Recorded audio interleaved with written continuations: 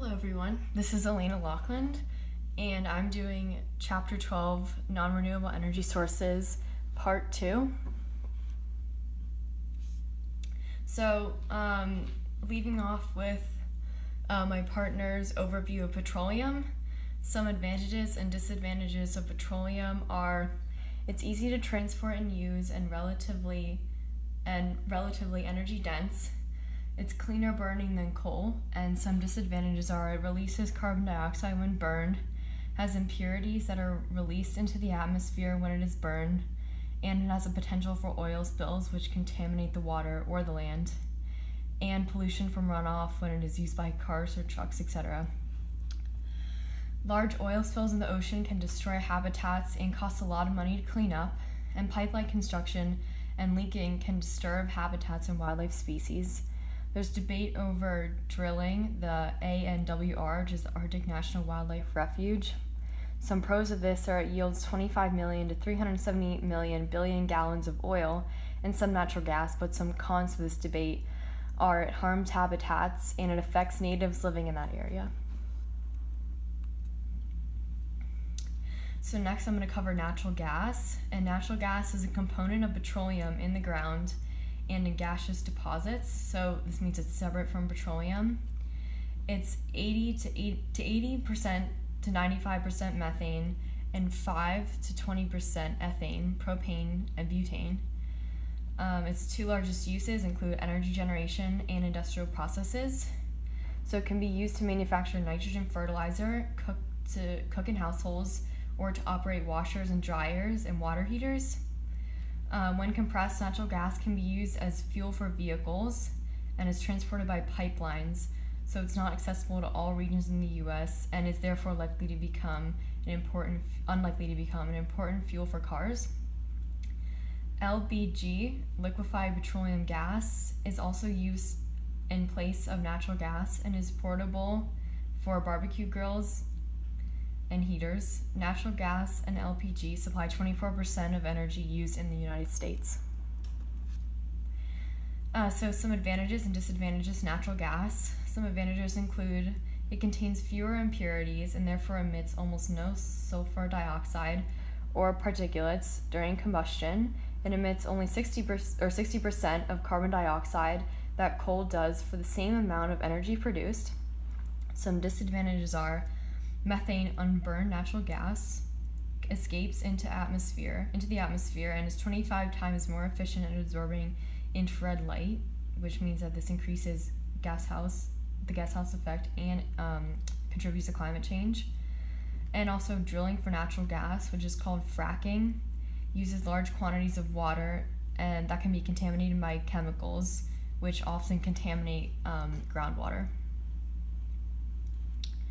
So some other fossil fuels, oil sands and liquefied coal. So oil sands are soft-flowing deposits of bitumen mixed with salt, sand, water, and clay.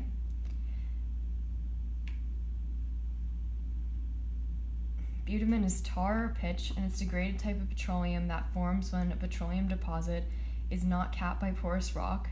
So some pros of this are it could extend the petroleum supply, but also some cons of its use are mining. Mining is more energy intensive than drilling for crude oil. This contaminates roughly 2 to 3 liters of water for every liter obtained. And many oil sands are also located in areas where water is not an abundant resource. So CLT is a process that converts solid coal to liquid fuel. And some pros of this process are it can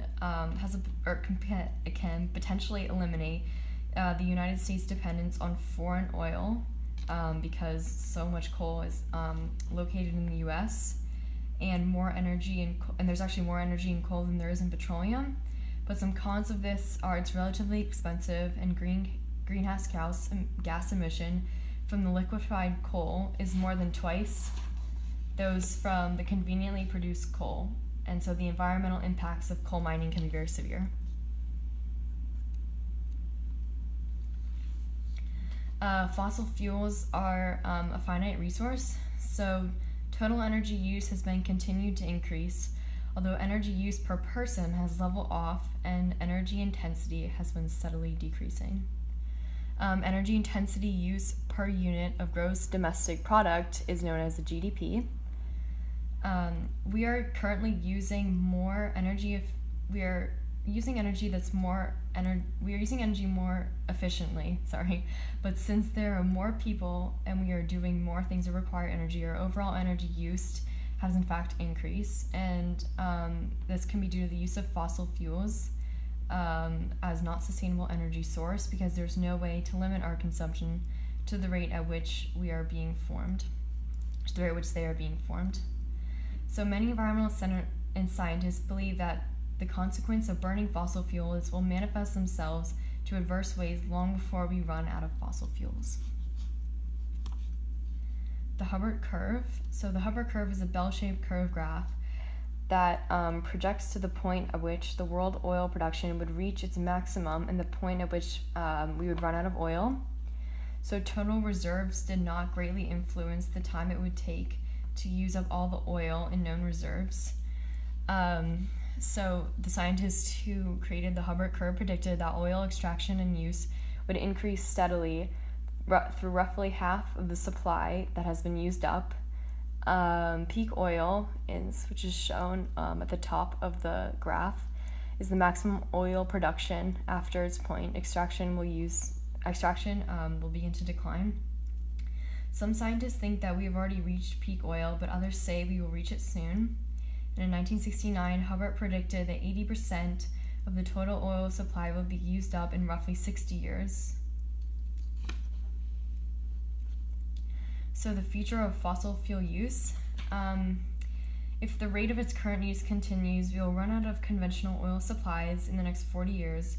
Natural gas might take a little longer, and coal supplies will last for at least 200 years. So these predictions assume that we will continue our current use of patterns and do not account for changes in technology and shifts to non-fossil fuels, etc. But in recent years, scientists have shifted from when we run out of oil to how can we transition away from oil before their use can be further problem due to our knowledge of anthropogenic climate change. So scarcity, environmental impacts, rising oil prices create powerful incentives to invest in alternative energy resources like wind, hydroelectricity, or solar energy. But rising prices of oil can also increase total production in fossil fuels because formerly underproductive mining and extraction methods could become cost competitive.